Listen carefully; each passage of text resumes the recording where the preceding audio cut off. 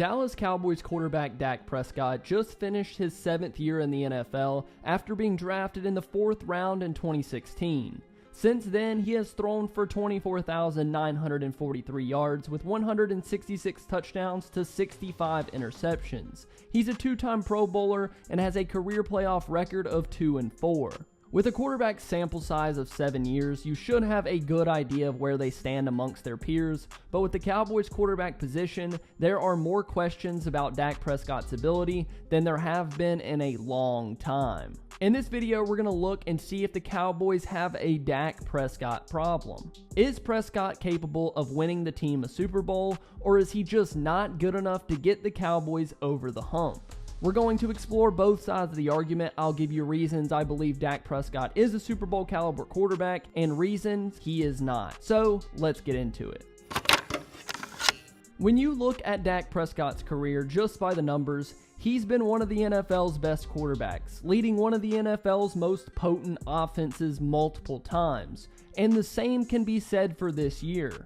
In weeks 7 through 17 after his injury, Prescott led the Cowboys offense to number 1 in points per game, number 1 in points per drive, and number 3 in third down percentage. In that window of time, the offense put up totals like 49, 40, 54, 34, and 40 again. Dak did all of that despite having 2 receivers that ranked in the bottom 5 of the league in wide receiver separation, while leading the team to an 8-4 record in the regular season. The only threat the Cowboys offense posed was through the likes of Ceedee Lamb and Tony Pollard. Michael Gallup, Noah Brown, and T.Y. Hilton didn't offer much outside of that. You can thank Jerry and Stephen Jones for the team building going on around Dak Prescott. They traded away his number 1 wide receiver and then failed to replace him. They made Dak play with Noah Brown as his number 2 wide receiver. Someone at his best is a number 5.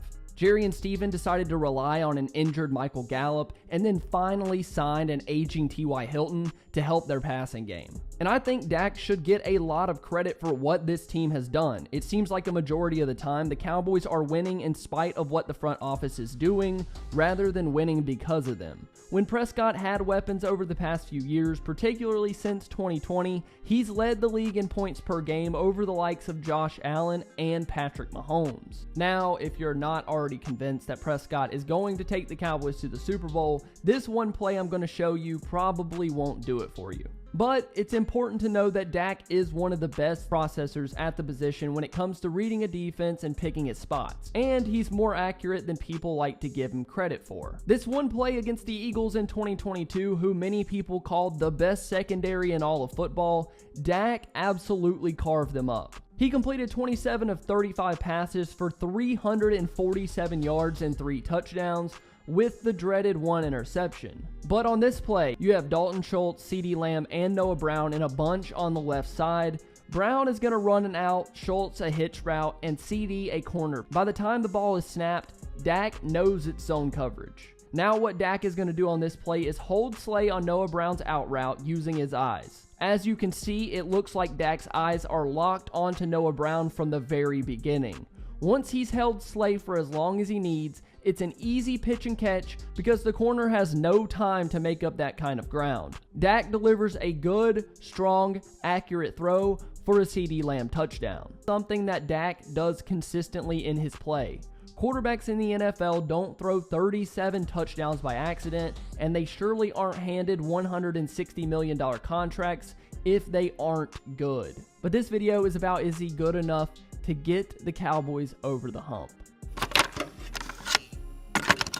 At 29 years old, Dak Prescott finished his 7th regular season with his 2nd worst QBR, 2nd worst passer rating, completion percentage, average yards per game, and most interceptions of his career at 1.25 picks per game. To top it off, he lost in the divisional round of the playoffs to the Brock Purdy-led 49ers in a game where he gave the ball away twice.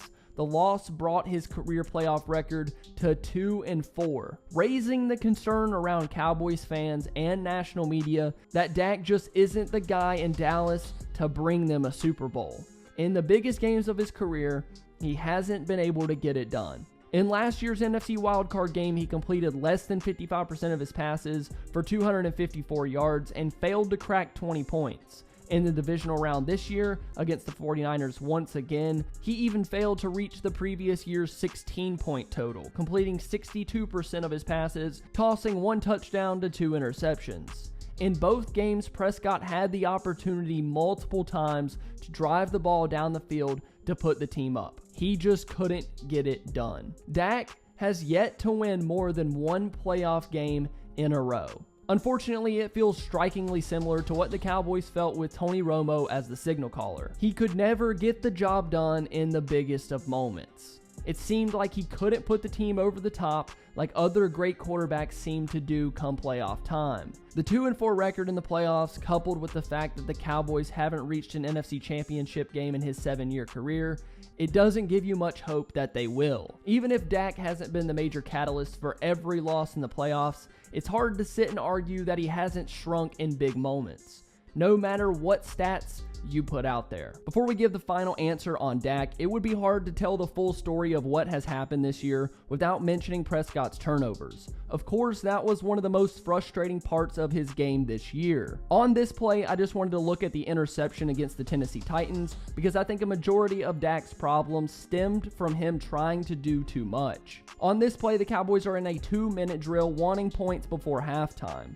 And that's where Dak gets himself in trouble. Dak drops back, and from the start, you can tell exactly where he wants to go with this ball. He's eyeing down Schultz the entire way. When he lets go, Schultz has little to no separation at the top of the route, and I like Schultz, but that's the last guy I want fighting for a 50-50 ball with Kevin Byard. The throw is a little behind, and Byard is right there to pick it off. No points and a turnover before half isn't going to beat good football teams. Comment down below if you think he can get the Cowboys to and win a Super Bowl. Make sure to like and subscribe as well if you enjoyed, as this has slowly but surely become a Cowboys content channel. Now, let's continue.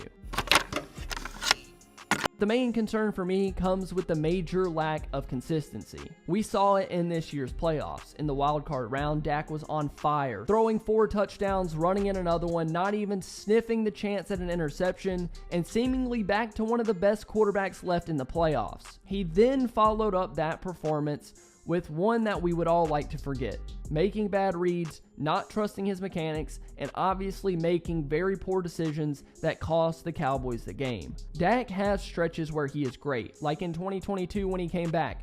He can play stretches of football where it looks like he's on top of the world. Drives, quarters, games, weeks, and months of good football, and then suddenly fall back down. Dak has the ability to be a top quarterback in the league. He's smart, quick, accurate, and a good leader that can get the Cowboys a Lombardi trophy. But can he sustain a playoff run of great quarterback play to get it done? That is still yet to be seen, and we'll have an entire offseason to think about the question: do the Dallas Cowboys have a Dak Prescott problem?